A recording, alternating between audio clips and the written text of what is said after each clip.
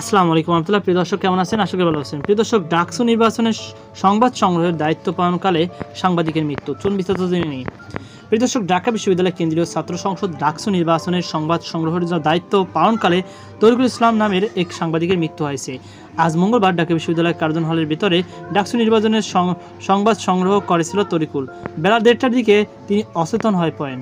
অন্য সাংবাদিকদের ও প্রত্যক্ষদর্শীদের ভাষ্য, অচেতন অবস্থায় তরিকুল উদ্ধার করে ঢাকা মেডিকেল হাসপাতালে জরুরি বিভাগে নেওয়া হয়। পরীক্ষা নিরীক্ষা শেষে তাকে মৃত ঘোষণা করেন চিকিৎসকরা।